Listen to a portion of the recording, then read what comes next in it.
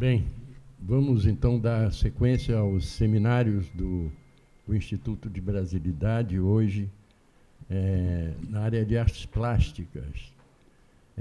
Nós temos aqui 3 palestrantes e vou começar pela direita, para a Clarissa se apresentar, por favor. Oi, meu nome é Clarissa Diniz, boa noite. Eu venho de Recife, mas moro aqui no Rio há 8 anos, 9 anos, não sei mais. Trabalho com pesquisa, curadoria, crítica, enfim, atuando desde a perspectiva de alguém que acompanha a produção de diversos artistas. Bem, agora eu passo para o Márcio Botner. Boa tarde.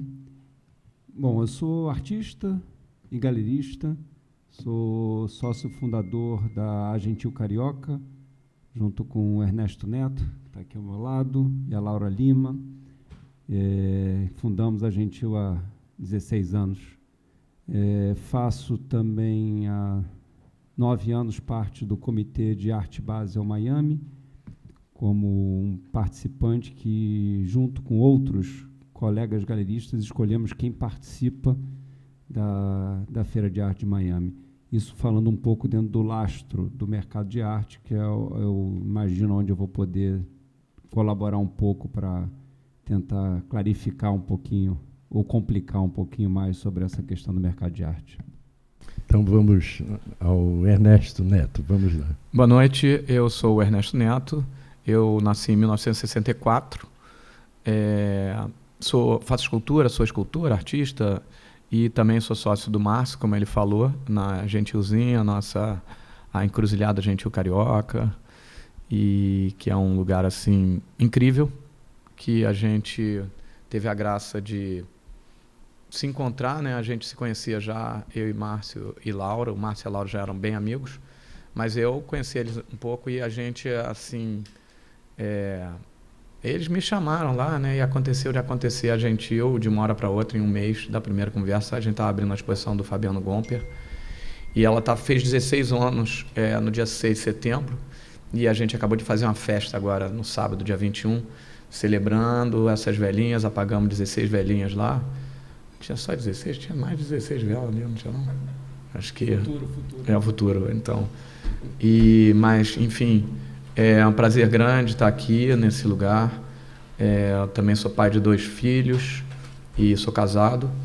Já faz um bom tempo, mais de 20 anos, eu acho, uma coisa assim. E tenho, né, feito arte nos últimos pouco mais de 30 anos. E tenho andado por aí, assim, pelo Brasil e pelo mundo também. Tenho feito exposições assim na Europa, Estados Unidos, América Latina e Japão também, Coreia, alguns lugares assim, Austrália. Então deu para dar uma passeada aí nesses 30 anos. E eu acabei de fazer uma exposição em São Paulo chamada Sopro.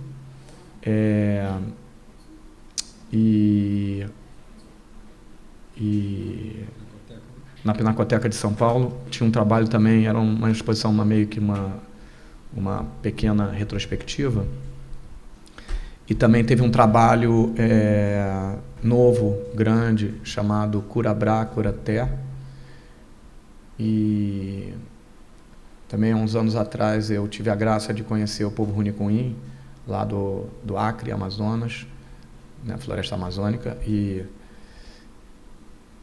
foi uma coisa bem importante na minha vida, me fez ter uma visão assim bem mais profunda dessa nossa raiz indígena, dessa nossa força indígena, dessa relação dos povos indígenas com a natureza, né? Essa natureza que somos nós, né? Isso é uma coisa que a gente já pensava há muito tempo, com a nossa turma da praia. Eu sou um dos fundadores também do Alalaô, que é um grupo, um acontecimento artístico, uma entidade, eu diria, né? Uma bandeira que ocupa um território, mas esse território ele é tanto físico quanto metafísico, quanto virtual, quanto cultural.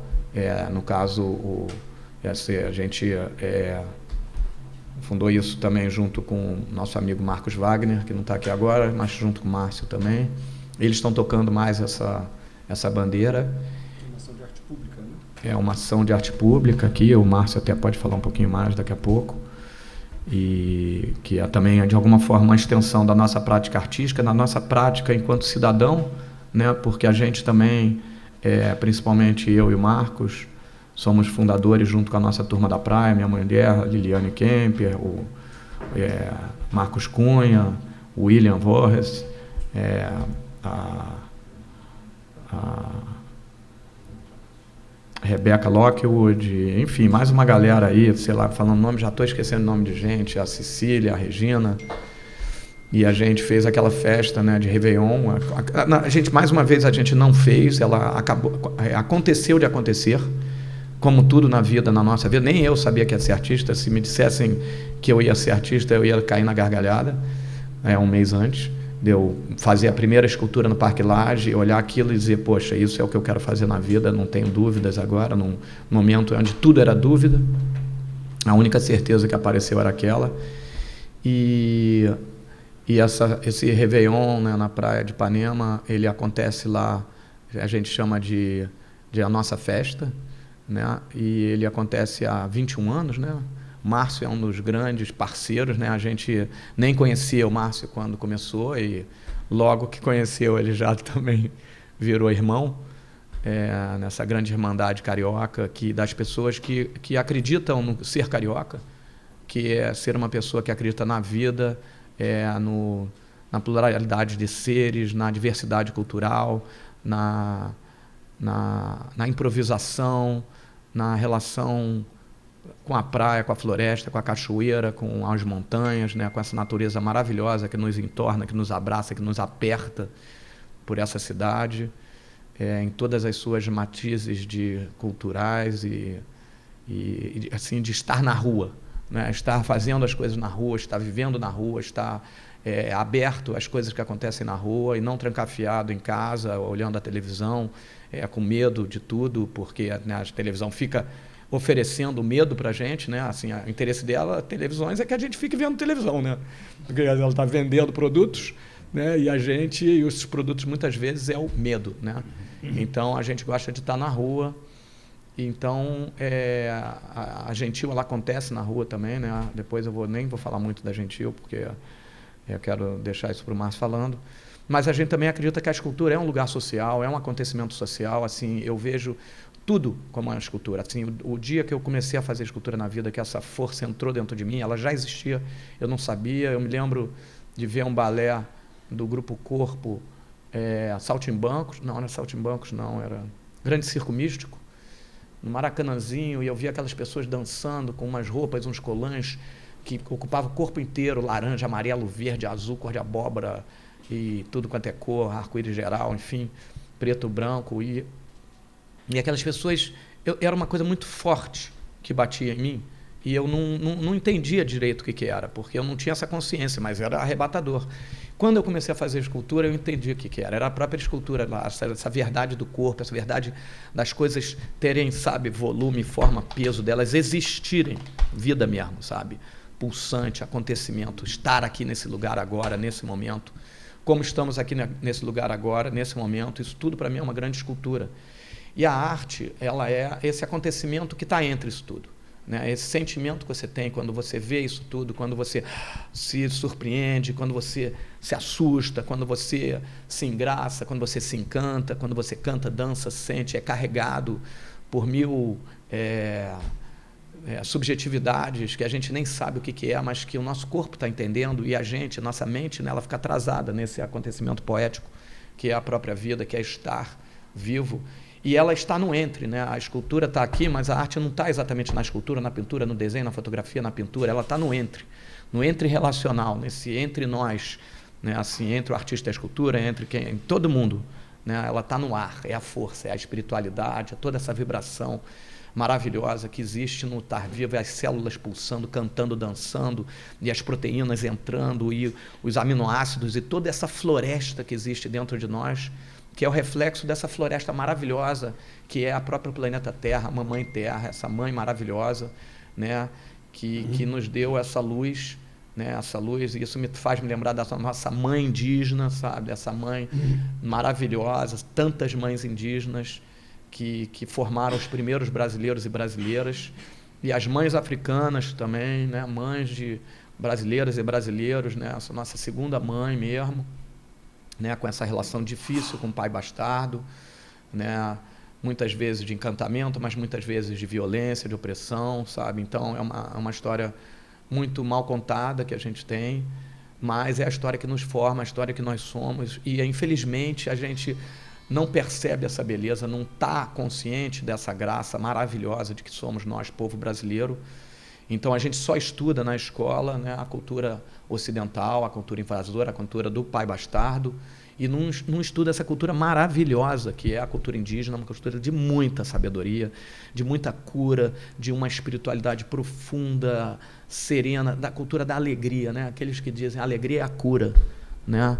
E a cultura africana também, que é a alegria em forma de canto, de dança, né? E tudo isso, e sabedoria, e saúde, espiritualidade, comida, e está em todo lugar, né? Está em todo o Rio de Janeiro espalhado, né, assim, mais aparentemente mais presente que a cultura indígena, mas ela está em toda, né, a cultura indígena também está em todo esse ser brasileiro, carioca, que somos nós, assim como a africana e a europeia, né? Então nós somos essa mistura, só que essa mistura a gente não honra elas, né? A gente só honra tentando se ocidentalizar, e aí entra choque de ordem tentando ocidentalizar, aí vai organizar a praia, vai botar barraca. Como é que era a ideia? Vamos botar a barraca, então agora vamos organizar, choque de ordem chegou, né, depois de um ano criando confusão no centro da cidade, resolveu chegar na praia. A gente vai botar as barracas todo dia, às 6, 7, 8, não me lembro exatamente quando, a Orla Rio vai distribuir as barracas novas, desenhadas, e às 8 horas da noite a gente vai pegar as barracas. Aí a gente começa a dar risada, porque a gente frequenta a praia, né? A gente não sabe se os acadêmicos que inventaram essa parada frequentam a praia, mas quem frequenta a praia sabe que não vai dar certo, porque tem dia que chove, tem dia que venta, tem dia que a patroa fica doente, o filho precisa fazer uma coisa, não dá para levar a barraca, não acorda, foi para a festa, o time foi campeão, o samba não foi trabalhar. Isso é a cultura informal, cultura verdadeira do brasileiro, indígena, africana e ocidental também, porque é uma organização incrível, uma maneira incrível de irrigar e drenar a praia de insumos. A gente conhece isso tudo, porque a gente viveu anos indo à praia e ficando na praia até 10, 11, meia-noite, né? Começamos a fazer o churrasco após o pôr do sol, que nos deu também esse conhecimento da praia noturna. A gente frequenta a praia noturna há muito tempo, e é muito interessante ver essa questão da praia noturna, porque a gente fala muito de cultura e esquece que a natureza está acima de tudo, né? A cultura é parte da nossa natureza. Então, natureza, cultura, nós, né? E ninguém via a praia, né? De noite ficava só a gente lá, porque a água é fria, né? Aí teve aquele verão de 40 dias, tá lembrado? De água quente. Aí, meu amigo, todo mundo começou a ir à praia de noite. As pessoas chegavam 10 horas da noite na praia e tal. E de alguma forma, essa cultura da praia noturna se estabilizou. A gente teve outros verões que tiveram um tempo maior de água quente, que normalmente é fria, né? E mesmo no tempo de água fria, as pessoas começaram a se habituar, se tornou uma cultura frequentar a praia de noite. Então, a arte está em todo esse lugar. Está nessa praia, está nesse mar, está nesse canto, está nessa dança, está nesse choque também, nessas dificuldades também, né? Assim, a gente teve, né, a tristeza do falecimento, né, da morte da pequena Ágata Félix, né?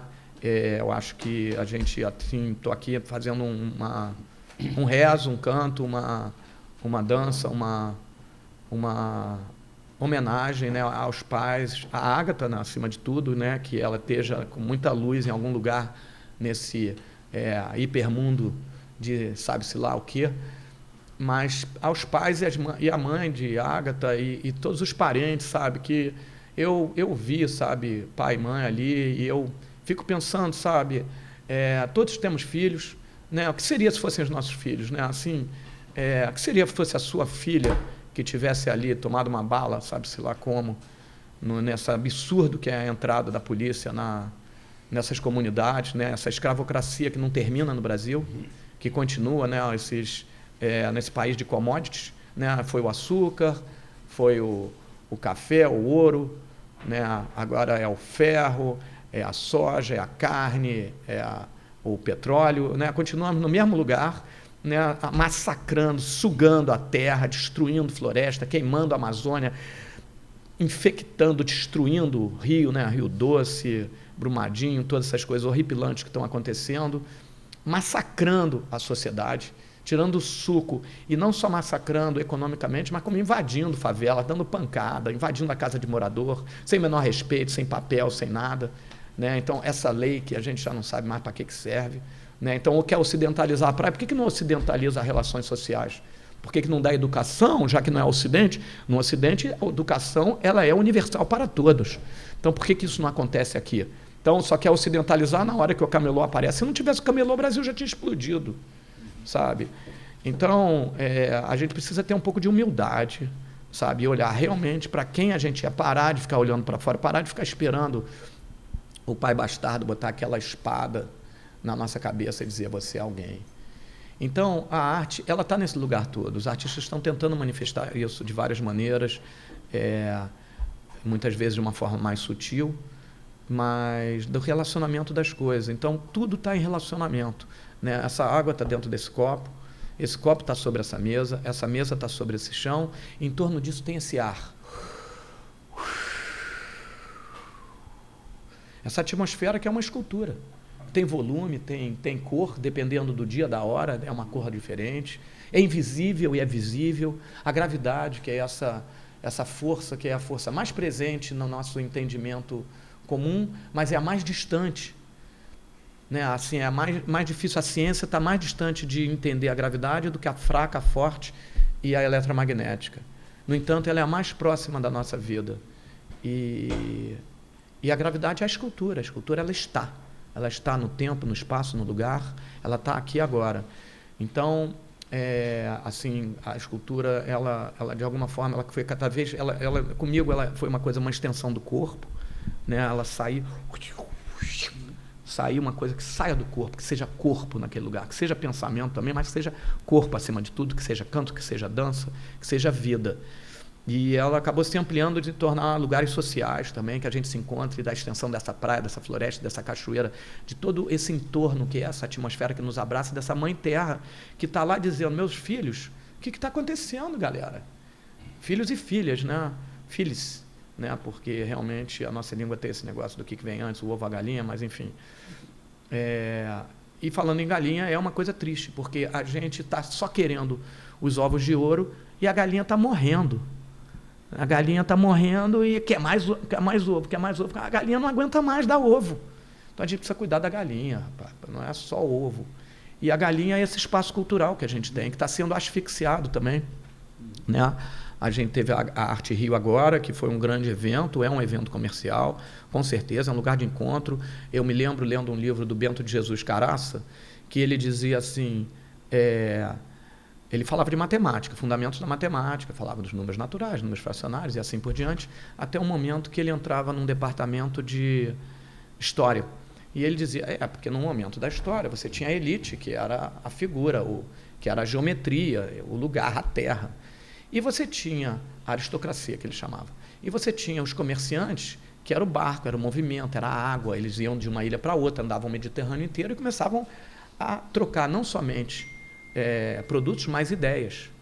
E essas ideias começaram a incomodar a aristocracia. E assim a aristocracia colocou Platão no Panteão e disse que se você é um cara,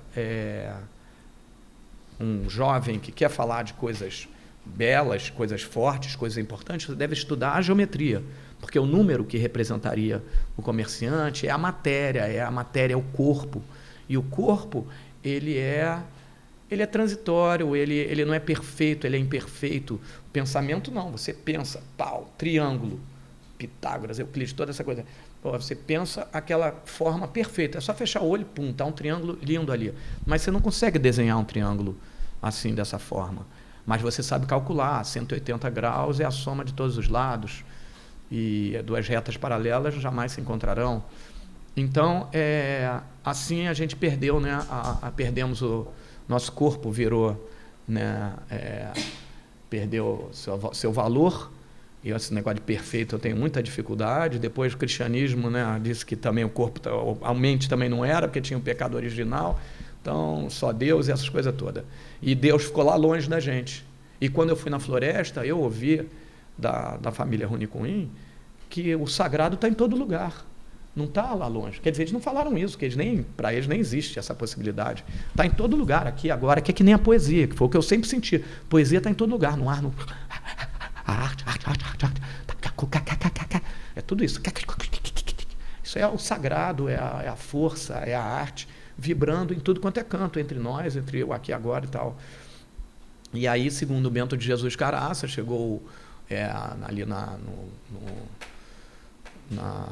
Idade Média, né, no final ali, não se podia mais viver sem valorizar o número, sem calcular o número e também, né, sem o número zero, que era proibido pela igreja, né? Você não podia aceitar o vazio, a ausência de Deus nesse Deus aí, que também estava em todo lugar, né? Então é estranho, porque ao mesmo tempo que eles jogaram lá para longe, dizia isso.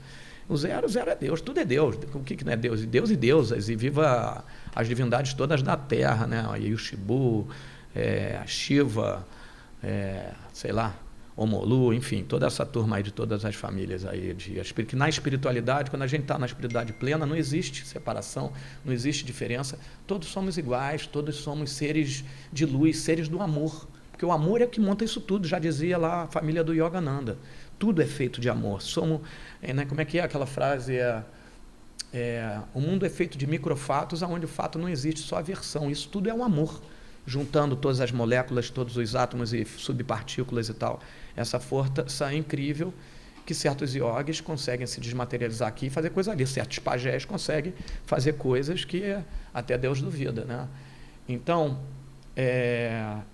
eu queria agradecer muito aqui ao Instituto Brasilidade e aos meus colegas aqui, Marcinho, irmãozão mesmo, Márcio Botner, o nosso querido Jesus Shediak, que eu estou conhecendo hoje, que me contou algumas histórias dos tempos do MAN, né, esse lugar maravilhoso, onde eu frequentei quando era criança, onde eu estudei, tinha uma escola no MAN, que infelizmente acabou, era maravilhoso estudar lá, um grande lugar de encontro também, e onde eu inclusive me casei, não sei se vocês sabem, mas teve uma exposição chamada O Casamento, Ernesto Lito e os Loucos. Lito é o nosso filho mais velho, que é a mistura de Lili com Neto. Aliás, era Neto Lili, Lito e os Loucos, ou Lili, Neto, Lito e os Loucos. Os Loucos eram os nossos amigos, turma da praia, casando a gente. Tinham 3 esculturas. E nessas esculturas a gente fez uma grande cerimônia.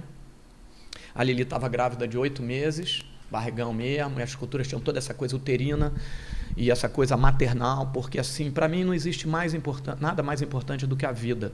E a vida, ela é profundamente essa relação mãe e filho, sabe?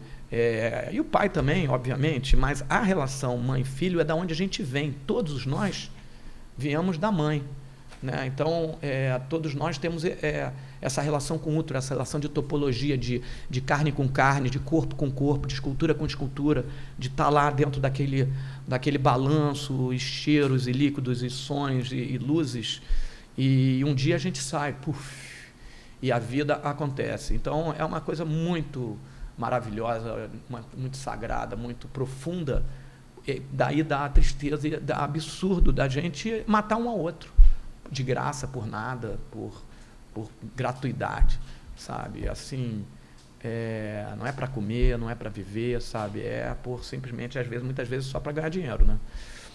E então tive essa graça maravilhosa de ter esse caso. O Agnaldo Farias era o curador que aceitou essa proposta, mas a turma toda do MAN também ficou muito contente. Foi um momento assim maravilhoso mesmo. E minhas esculturas sempre incorporaram esse lugar da vida, do corpo, né? Porque somos um corpo no tempo, sabe? Corpo, mente eu não sei, a mente mente, só sei disso, a mente mente constantemente, o corpo não mente, sabe? Então, e a nossa querida Clarissa Diniz, que eu conheço já faz alguns anos, é uma cabra arretada mesmo, pernambucana, cangaceira mesmo, da pesada, bacural, sabe? Fez uma revista chamada com as amigas dela lá, Tatuí, que foi um grande acontecimento na arte contemporânea brasileira, que trouxe uma força lá do Nordeste de Pernambuco, assim, incrível para a gente. Ela com o Marcelo Campos acabaram de fazer uma exposição incrível, totalmente diferente de tudo que já teve por aqui, chamada A Nordeste, né? Colocaram o Nordeste como uma entidade feminina, a Nordeste, e eu, um dia desse, eu vou lá para a Nordeste também, porque a Nordeste, para mim, a Nordeste termina no Rio de Janeiro e o Sul começa em São Paulo. Assim que eu vejo, eu fui me batizar mesmo quando tinha 18 anos na Bahia. Da Bahia eu subi para a Nordeste, fui lá para o Ceará, fui para João Pessoa, Recife, Olinda, Maceió, voltei para a Bahia, eu saí daqui como uma pessoa que abandonou a faculdade de engenharia e não passou no vestibular para astronomia, e voltei, assim que voltei eu entrei no Parque Lage, no curso de escultura, e estou aqui agora para que der e vier. House. Ó, base.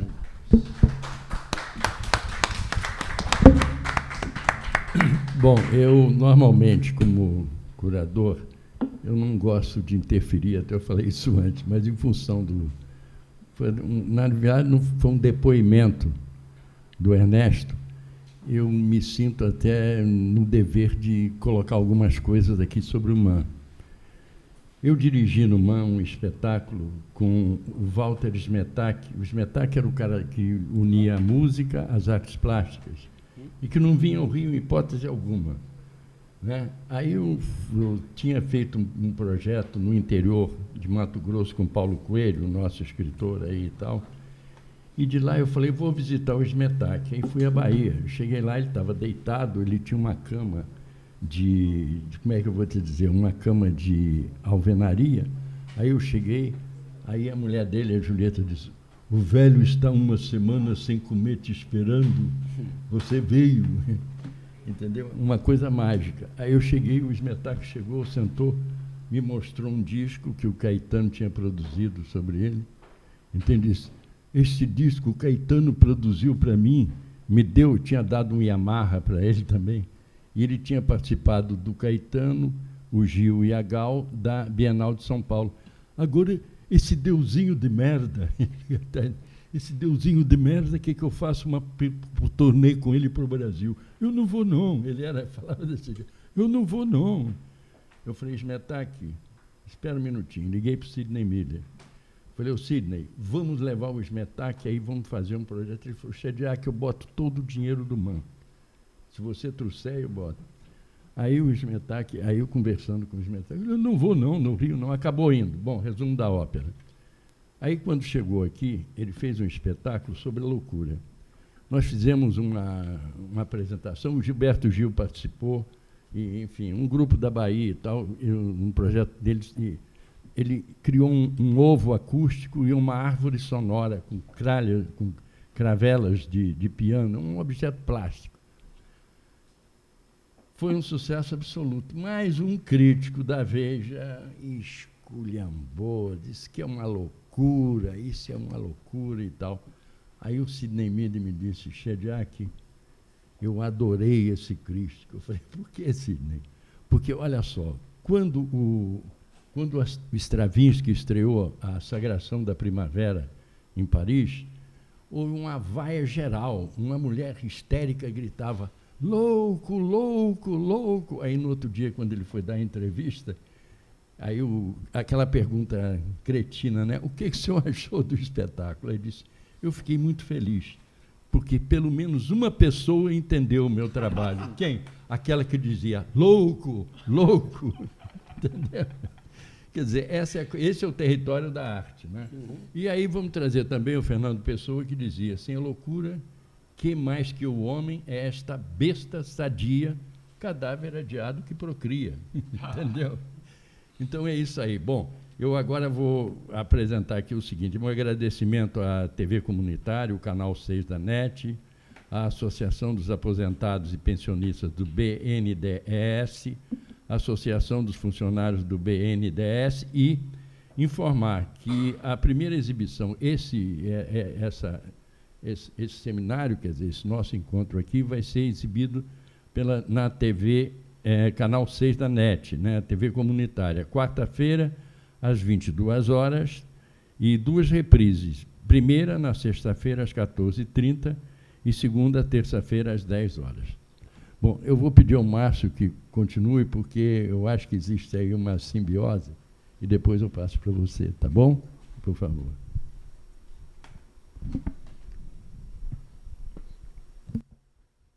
Bom, na verdade, são tantos assuntos, né? Acho que o Neto, né, falou da essência da arte, acho que ele falou muito da importância da arte da sociedade, né? Da arte na rua, né?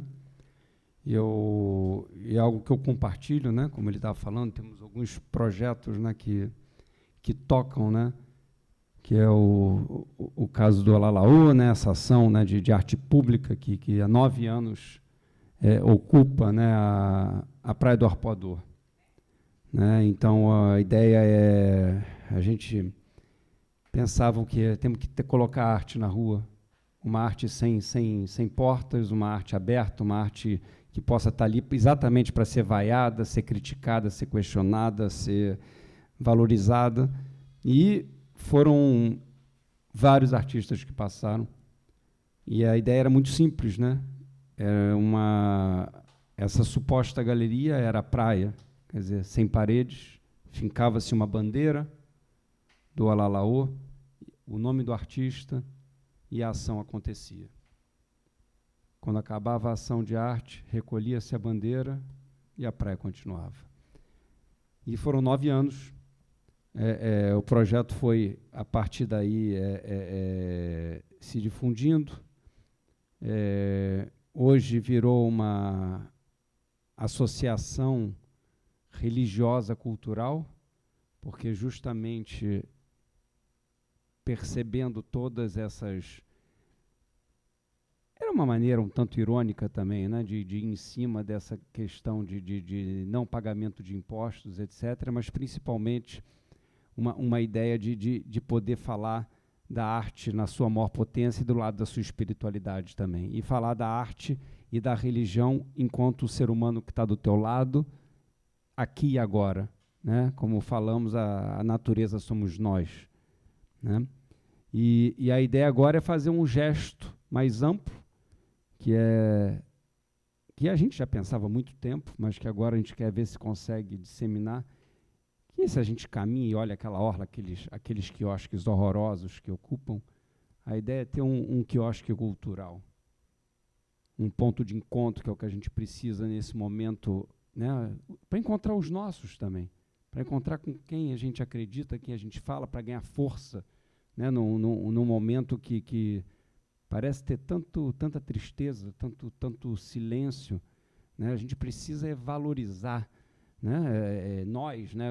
Esse encontro todos os artistas, essa natureza, e esse quiosque que fale de ecologia, quer dizer, um quiosque que seja um quiosque que possa ter captação solar, que possa pensar na água da chuva, que possa ter ações culturais constantes, né? Que possa ter uma comida natural, que possa ter uma bebida diferente, que possa reunir as pessoas. Isso é uma das ações. Né? Junto com a Gentil Carioca, o nosso espaço, há 15 anos, a gente tem um projeto que fica ali na Gonçalves Ledo com o Luiz de Camões, né, os 2 prédios naquela encruzilhada, chamado Parede Gentil, que é um outro gesto de arte pública. Quer dizer, há 15 anos... Já são 35 projetos que vão, a cada mês, 3, 4 vezes ao ano, vão se transformando, vão ocupando, novos artistas são convidados, e agora inauguramos com Paulo Bruschi, que fez uma parede de arrepiar. Né? Queria ler aqui. Você tem isso? Eu não tenho. Seria tão bom achar. Isso é difícil achar, procura aí. Eu não lembro onde vai ter.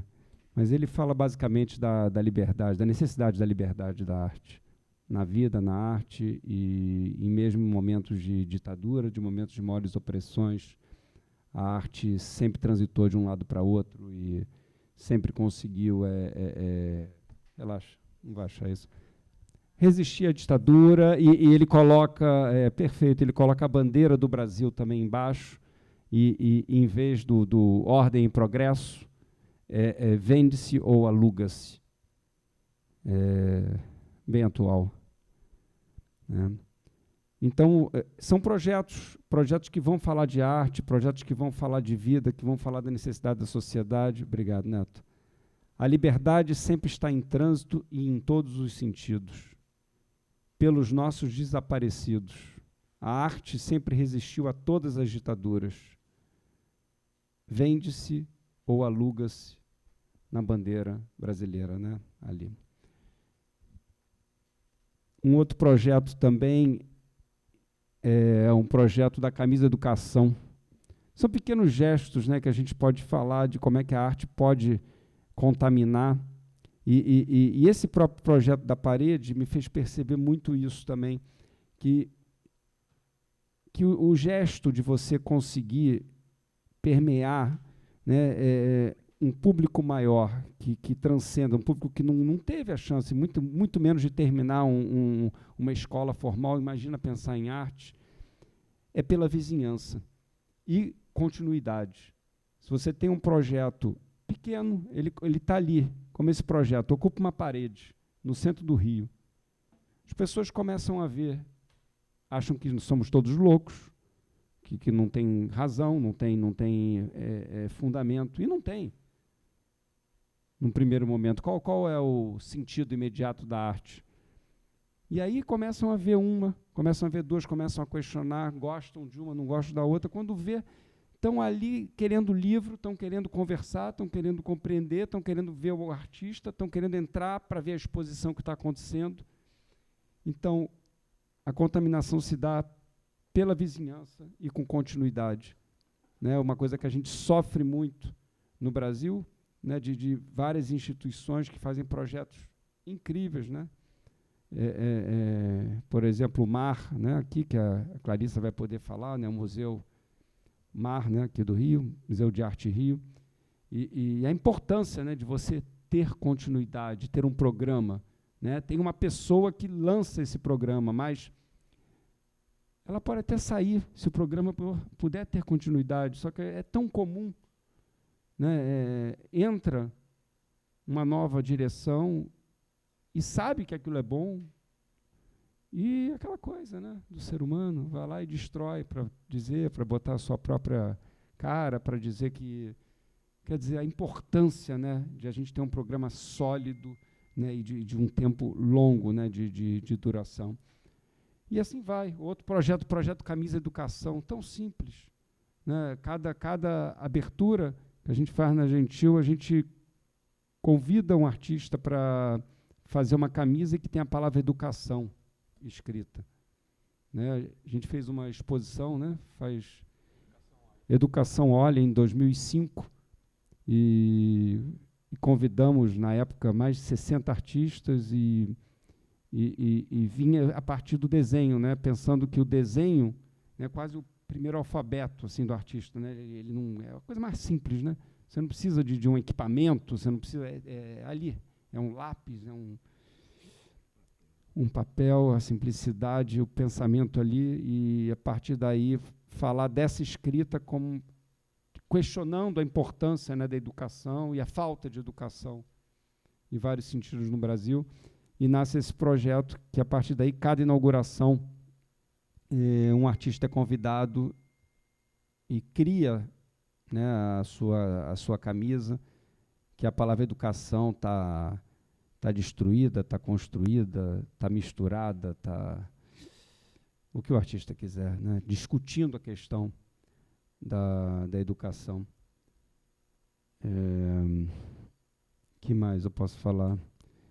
Antes de começar, estavam me perguntando, né, a questão de mercado, de inserção de mercado, né, para um jovem artista, e aí eu estava comentando também um pouco do projeto Abre Alas, né? Que é um outro projeto, um dos poucos hoje, né, que de alguma maneira havia dentro da arte, né, para o jovem artista, na década de 90, 2000, a questão dos salões de arte, que era uma maneira dos artistas começarem a se inserir. Isso foi se diluindo, foi acabando. E o Abre Alas nasce com a ideia de justamente abrir espaço para esse jovem artista. Você participou, né, Clarissa? Então, a Clarissa foi uma das convidadas. Então, a ideia era depois começar a ver o Neto e a Laura escolhendo, depois sempre a ideia também de trazer jovens curadores, a ideia de ter sempre 2 curadores e um artista. Os artistas propõem, mandam as suas propostas, isso vai acontecer agora, novamente esse ano, o 15º ano. E a partir dali, 2 curadores e um artista se juntam e escolhem em torno de 20 artistas que participam dessa exposição, que, como o nome fala, Abre Alas, acontece junto ao Carnaval. E a ideia é justamente abrir alas, abrir espaço para o jovem artista, né, e a partir daí iniciar uma profissionalização, um caminho, enfim. E uma coisa que eu falando muito, né, que eu venho sentindo falta demais, e venho sentindo muito, é a importância de pensar sempre essa arte brasileira misturada. E cada vez mais eu venho sentindo falta desse eixo que a gente tinha de uma força enorme. Não sei se você concorda, Clarissa, no ano 2000, 2010, 2005, a gente tinha uma ação, eu não parava de viajar pelo Brasil, convidado, dando palestra, podendo estar contigo, isso acabou. Foi tudo assim disseminado, e hoje parece que o Brasil virou São Paulo. E acho incrível... Oi? De novo. E, ok, tem instituições fazendo trabalhos importantíssimos, mas eu não paro de falar da importância de o Brasil só vai ter essa sua força cultural quando ele mistura, sabe, o Acre com Belém, sabe, com Recife, com Minas, com o Sul. Está na hora, né? E eu, Neto, você podia falar, né? Está na hora de abrir, né? De abrir o terceiro olho, sabe? O Brasil precisa, sabe, ampliar, entendeu? E voltar a se misturar mais. Realmente, você fez uma colocação impressionante, que é o seguinte: o carioca não confunde seriedade com cara feia, nem responsabilidade com mau humor, né? Quer dizer, nós produzimos, trabalhamos com bom humor, tranquilos, na praia e etc. E eu achei muito interessante essa tua proposta e quero convidar vocês para um projeto que nós fazemos, eu faço parte. Na verdade, ele foi inventado pelo Jerônimo Moscardo, o embaixador Jerônimo Moscardo, foi embaixador na ONU, foi embaixador na França e foi ministro da Cultura do Itamar. E saiu porque discordou do Fernando Henrique, e chegou dizendo até um palavrão que eu não vou mencionar aqui. Mas o que ocorre é o seguinte: nós temos um projeto que chama Filosofia na Praia, no quiosque que fica de frente ao antigo Meridian. Ali no Leme, né? No Leme. Já foi lá? Pois é, eu faço parte desse projeto e me lembrei muito dele quando vocês falaram do projeto de vocês aí. Bom, então agora vamos passar a nossa querida Larissa Diniz. Obrigada.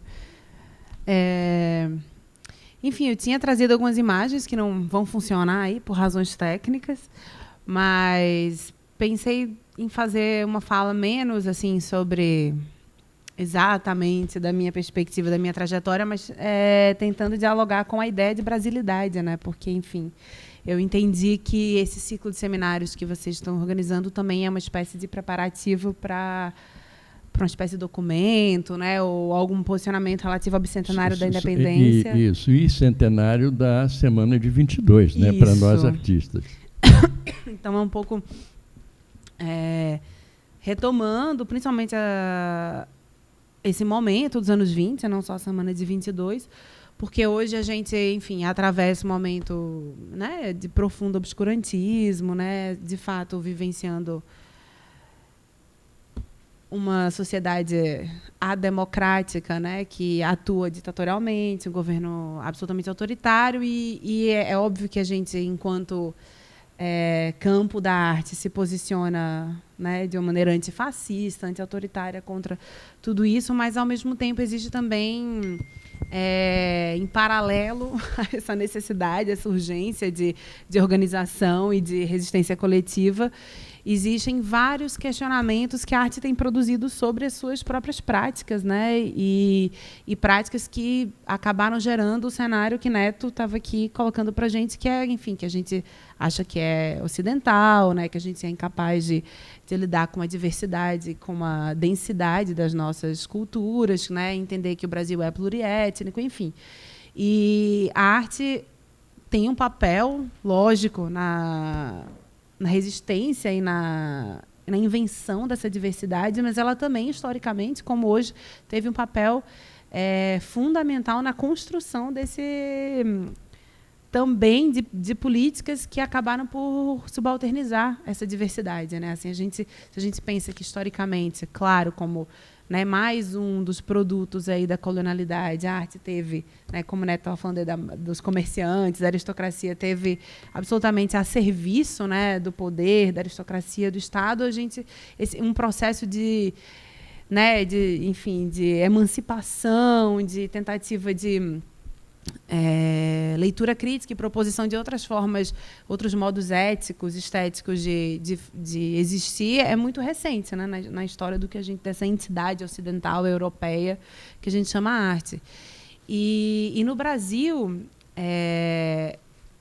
mais recente ainda, né? Porque, enfim, obviamente, o que a gente chama de arte no Brasil é extremamente devedor do século XX, né? Ou seja, ontem, né? Assim, o que a gente tem como, canonicamente, como artistas até o final do século XIX, são basicamente artistas viajantes europeus, né, que aqui passavam. Não existe nenhuma consideração de práticas artísticas, sensíveis, estéticas, até aquele momento, de outros artistas, né, enfim, como indígenas, etc. Então, de fato, a produção, a ideia de arte é muito recente, e ela vai se afirmar enquanto brasileira exatamente na década de 20, né, dentro de um processo histórico bastante complexo, né, de invenção de identidades para o Brasil, de necessidade de centralização de uma governança, né, enfim, essa história que a gente já conhece, a República, etc.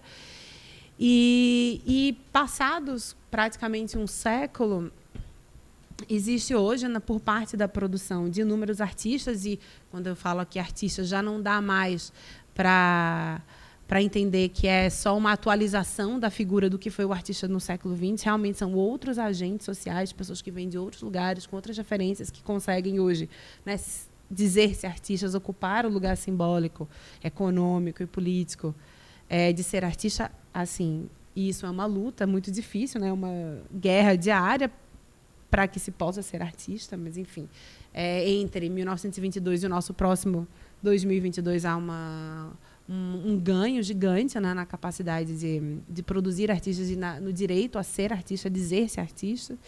E esses artistas, que são radicalmente mais diversos, né, enquanto classe, enquanto campo, do que há um século atrás, têm feito mesmo uma revisão bastante crítica do tipo de brasilidade, né, que se convencionou desde o começo do século XX, e do lugar da arte, né, dentro dessa construção, dessa grande construção simbólica, assim.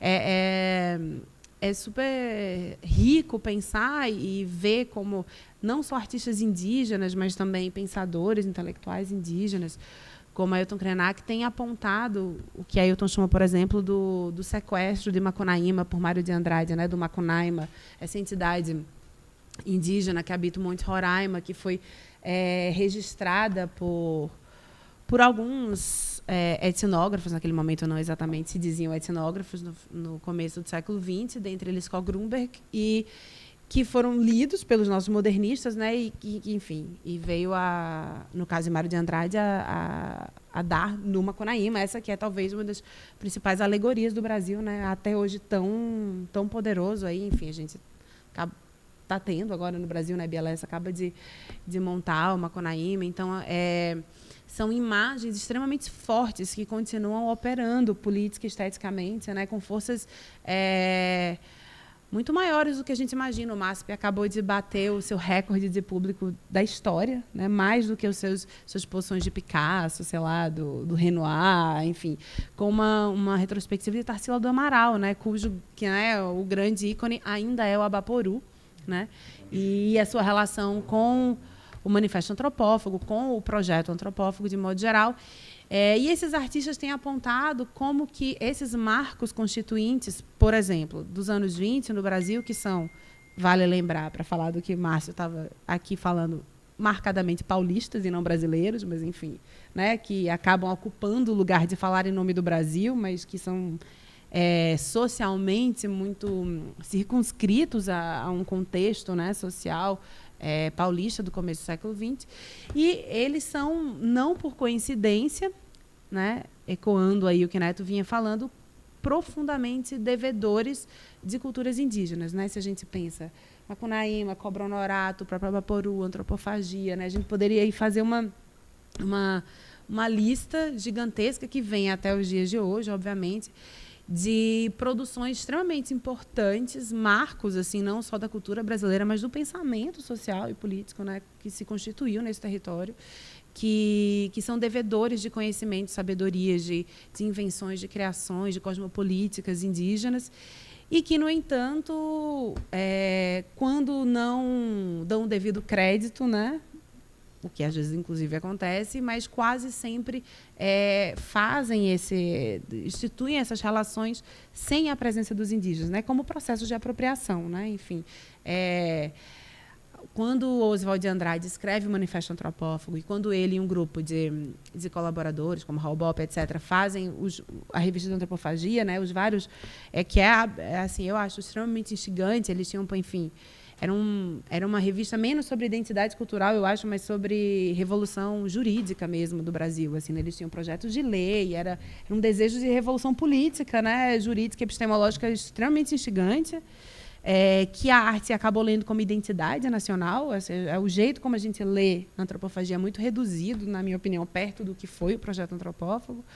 Mas o fato é que, apesar de fazerem todo esse movimento porque queriam ser anticoloniais, porque queriam exatamente fazer o que Neto está aqui chamando a atenção, demonstrar que nós não somos e não precisamos ser ocidentais, que é essa ideia de que a gente tem que se instituir em relação ao estrangeiro, é uma falsa ideia na medida em que ela é um construto colonial, né?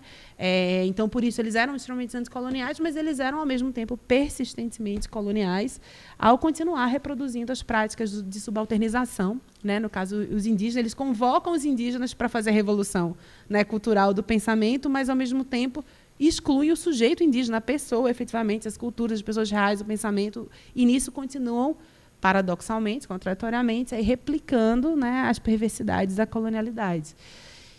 E hoje, passados assim, à beira de completarmos aí um século, né, um centenário, como você está lembrando, diante de muita luta, né, ao longo desse século e algumas poucas alianças, né, é possível encontrar artistas indígenas que estão aí tentando vingar esses processos de expropriação, de saque, né, que têm sido vivenciados desde que Colombo, né, aportou aqui nas Américas. E esse ano, um artista chamado Denilson Baniwa, que é Banil, enfim, do Alto Rio Negro, mas que já tem morado no Rio há alguns anos, organizou uma exposição chamada Reantropofagia, no Centro de Artes da UF, em Niterói. E essa exposição ela era uma espécie de contraposição ao próprio Manifesto Antropófago, né? Ela também tinha uma espécie de manifesto, e o argumento central é que agora os antropófagos de verdade estão aqui, e que eles, então, vão ocupar o seu devido lugar de fala, mas, mais do que isso, ocupar o seu lugar de sujeito, né? E sair da condição de objeto ou de assunto, né? Daqueles artistas não indígenas cuja arte de vanguarda se pautou sempre, né, como na modernidade no Brasil, nessas culturas. E eles vêm aqui falar desde o lugar de antropófagos, os verdadeiros antropófagos, como eles dizem, e a pintura que era meio que o abre-alas dessa exposição é uma pintura do próprio Denilson Boniwa, que é uma cabeça de Mário de Andrade, negra, decepada, servida numa bandeja. Então, ele faz com Mário o que Mário fez com Macunaíma, né, enegrece a cabeça e decepa como um gesto de vingança, né, esse complexo, né, guerreiro da vingança, do canibalismo, tão importante para alguns dos povos né, do território da América do Sul.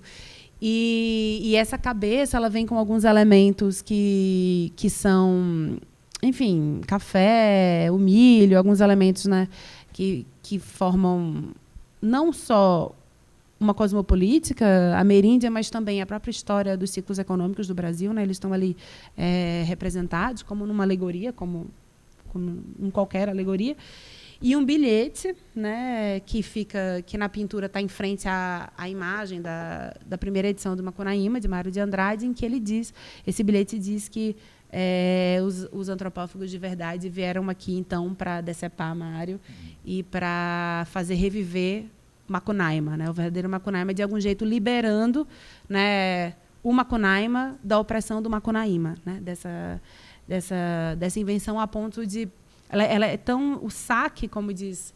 O sequestro, aliás, como diz Ailton Krenak, do Macunaíma, foi tão bem feito que um crítico importante, super... Enfim... um professor da USP, etc., que é o Tadeu Chiarelli, que já foi diretor de várias instituições do Brasil, ao fazer uma crítica à exposição de Tarsila no MASP, estava criticando o fato de o MASP ter colocado lado a lado o Abaporu, de 1922, há uma outra pintura tardia de Tarsila, que é o Batizado de Macunaíma, que é dos anos 50, um momento em que ela está, na verdade, repetindo um pouco, né, os seus próprios estilemas, assim. Mas, obviamente, o MASP coloca essas duas pinturas para mostrar, né, o quanto que, talvez, esse Macunaíma de 56 tão estilizado, e tanto quanto repetindo fórmulas ilumínio, quanto a própria construção da modernidade também respondia a algumas... sistematizações aí da forma, enfim, é uma provocação do MASP. E nessa crítica, que é, enfim, escrita por um dos nossos maiores críticos, a fala sobre a pintura de Tarsila considera que o Macunaíma que está sendo batizado na imagem, e o batizado é um batizado no meio da mata, com vários indígenas, etc., é o Macunaíma do Mário de Andrade, né? Então, fala assim que aquela pintura foi feita como uma grande homenagem à história do modernismo no Brasil, identidade nacional, etc., quando o Macunaíma do livro de Mário, ele foi batizado numa pensão, etc., é uma outra... Né? Então, a coisa tão... O sequestro do Macunaíma e de todas as referências indígenas por parte da arte, que a gente chama de hoje de brasileira, né? Ou da arte moderna brasileira, ela foi tão bem feito, né, que hoje a nossa capacidade crítica, né, da própria crítica de arte, de perceber o saque operando, de perceber o sequestro é ínfima, né? Assim, a gente tem realmente muita dificuldade em entender que talvez aquele Macunaíma que Tarsila estivesse retratando é o Macunaíma e não o Macunaíma de Mário, assim, né? Porque, de fato, o Macunaíma de Mário de Andrade se tornou o único, basicamente, Macunaíma, né? E quando a gente se desloca, tanto geograficamente como cosmologicamente, né, quanto epistemologicamente, desses centros, que são centros de poder e de emanação, né, de lugares de autoridade dos discursos em relação às identidades, como o Neto estava aí, e Márcio também, né, falando da importância de olhar para o resto do Brasil, de sair, né, da nossa caixinha cognitiva, eurocêntrica, tal, é que a gente consegue, por exemplo, entender que houve um saque, que Macunaíma é fruto de um sequestro, né? Porque a própria arte não exatamente construiu os caminhos críticos para elucidar os seus métodos, né, de apropriação. E, com o tempo, eles foram efetivamente se perdendo, naturalizados como essência, naturalizados como identidade, né?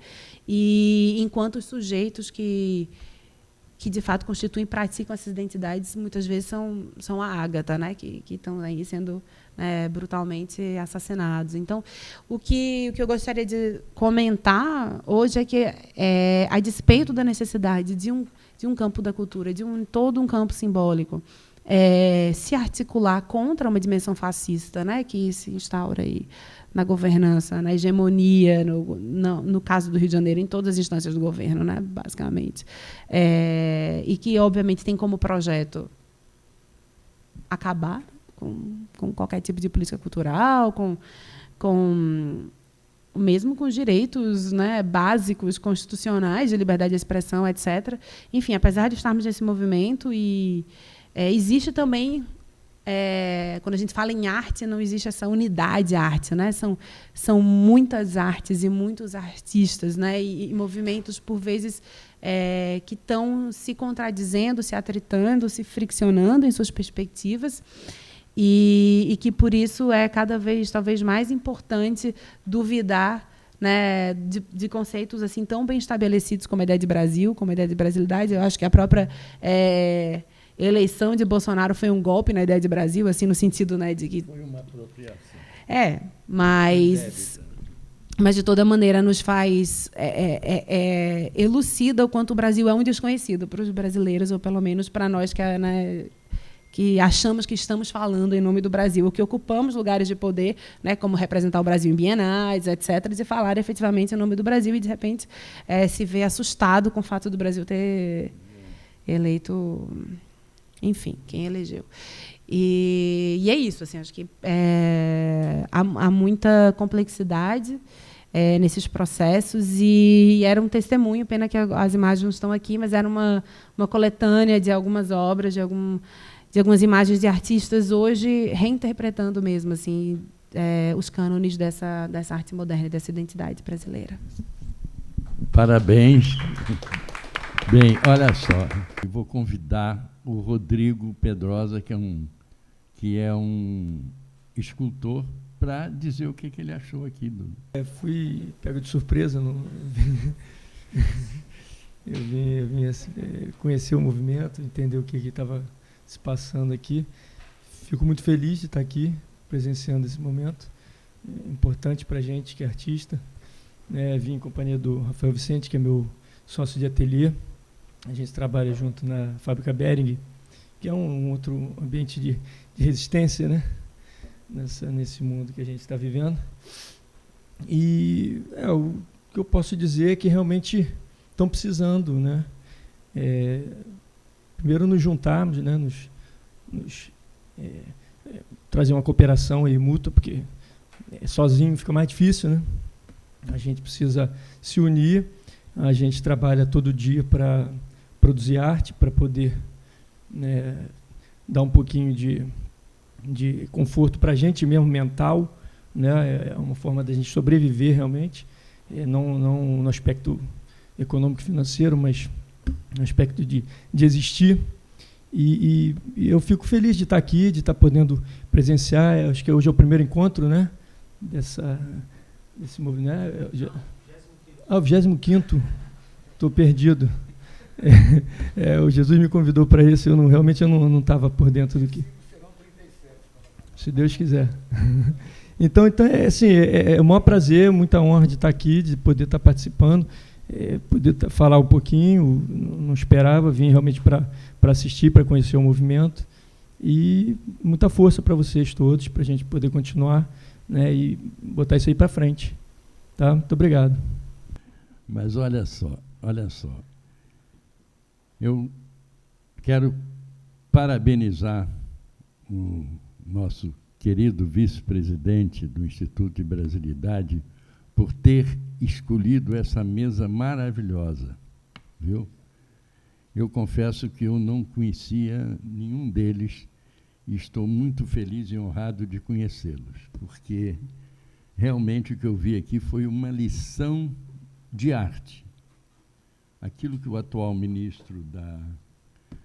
Olha bem, eles atrelaram a cultura à cidadania. E o ministro de Cidadania acabou de declarar publicamente que eles não vão patrocinar arte em relação ao cinema.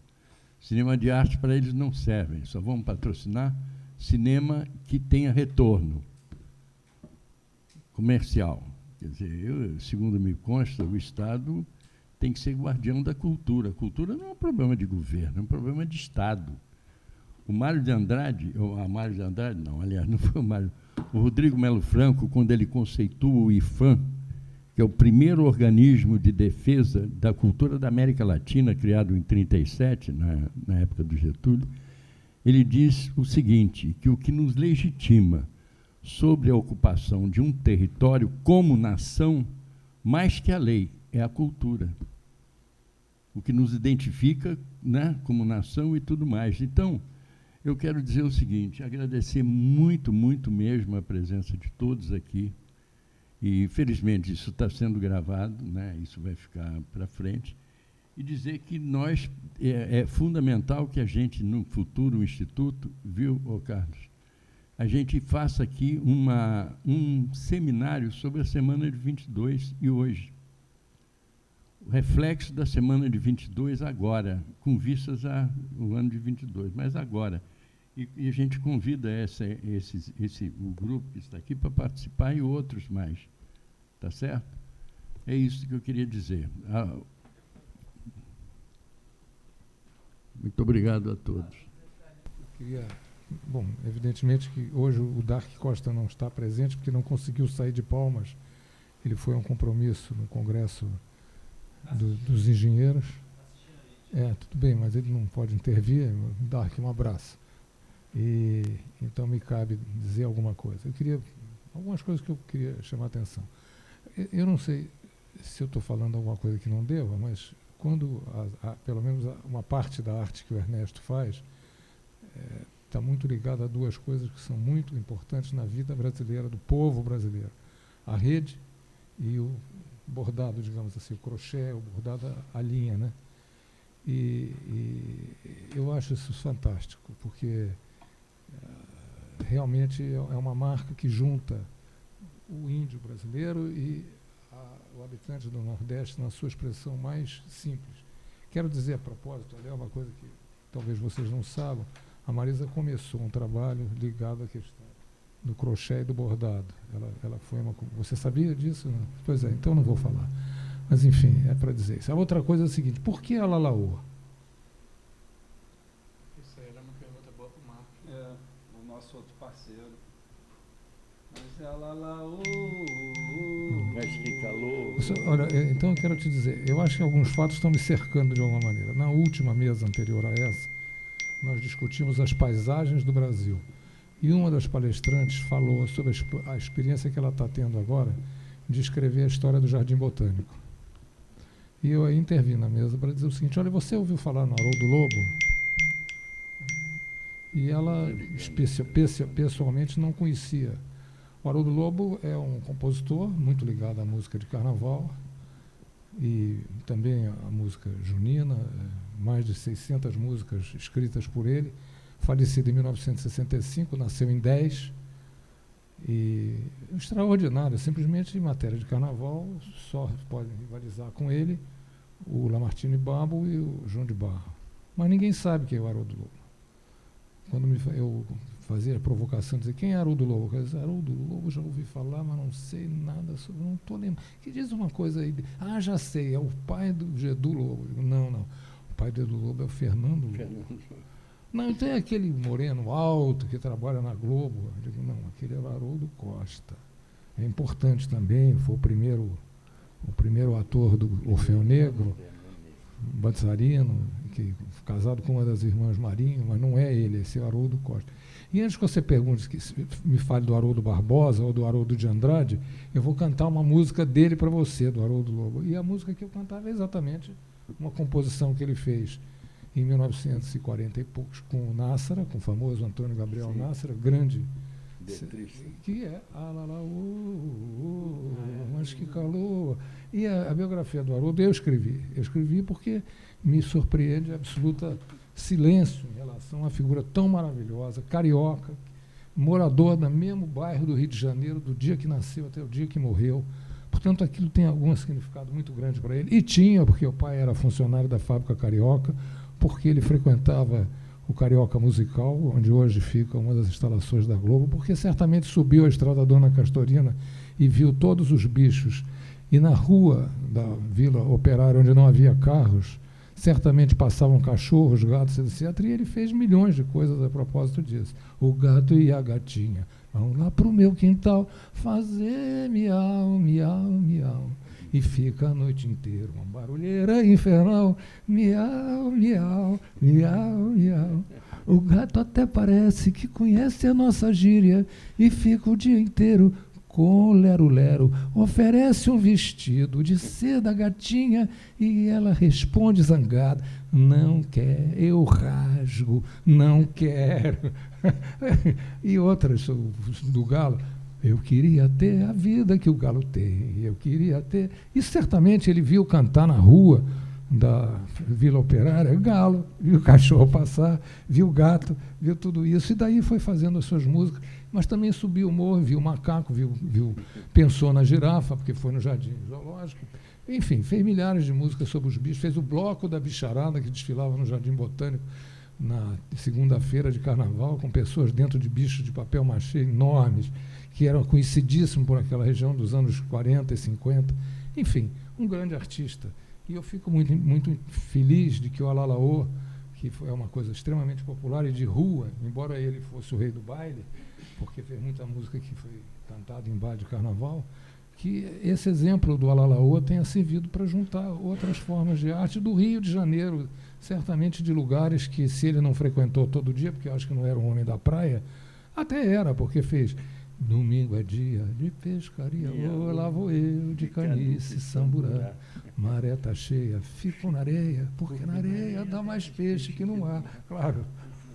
E aí vai. Então, é só dizer que isso eu acho que as coisas estão se unindo, e é evidente essas coisas todas têm muito a ver consigo. E esse espírito brasileiro tem que permanecer. Essa coisa, mesmo quando a gente, às vezes, vê erro nas pessoas, elas percebem que, de alguma maneira, existe uma ligação nisso tudo. Então, eu quero agradecer muito a vocês todos, em nome do Instituto, e dizer que, quando a gente construir o nosso documento para 2022, a gente vai certamente incluir essas ideias, voltar a vocês. Está tudo sendo gravado, a gente vai poder anotar, mas perceber que, ao longo do tempo, a gente tem que tentar verificar o que é fundamental no espírito de brasilidade, no sentimento de brasilidade, que deve permear as nossas vidas e a nossa maneira de ver o mundo e de preparar ele para as nossas crianças, para os nossos netos, para todos aqueles que virão depois de nós. Um beijo muito grande para todos, muito obrigado.